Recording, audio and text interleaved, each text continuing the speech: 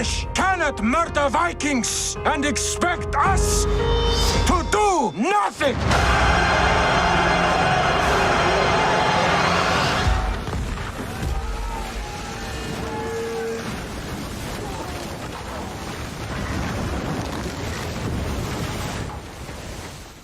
Welcome back, my film enthusiasts!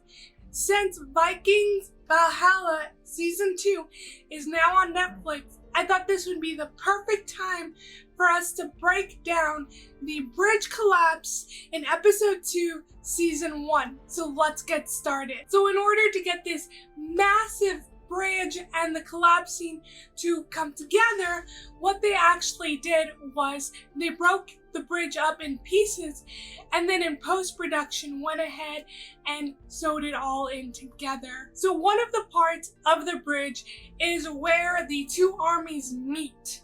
Now in that case, what they did is they had a huge long hallway on solid ground, and then they had blue screens on either side of the bridge in order to key it out and remove it in compositing. They also built a 150-foot deck that was above ground to give that bridge look. They also had cameras on cranes in order to get those dynamic looks in cinematography. Now, when they were on these long bridges and they were storming towards each other, the cameraman actually did a worm's eye view for the intensity of this, but not only that, he ended up shaking the camera as the actors were moving towards the camera in order for you to feel the impact and weight of this army, both their armor and their weapons and the amount of people that were charging to the Vikings. So all of the shaking cam, worm's eye view really add to the impact and power of this clash. Now there were two parts of this bridge that were on gimbals, and the reason for this was simply to have the movement of the bridge simulated on set and easier to composite onto the broken bridge that they do in post-production.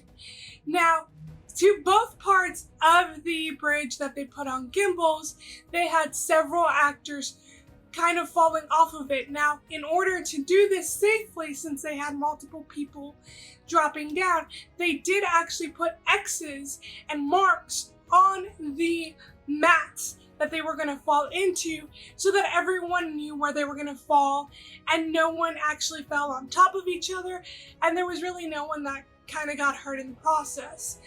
So another part of the bridge that brings this all together is actually the lower parts, where Leaf and the rest of them are actually cutting down the bridge. They actually did have a pool of water surrounding these pillars that they built in order for the actors to jump off of them and not have to really do much more in post-production. Of course, there are enhancements that are done in post-production, but they did try to keep as much realistic things as they could in this shot. Before we get into the nitty-gritty of the collapse of the bridge, don't forget to subscribe if you get value from this video.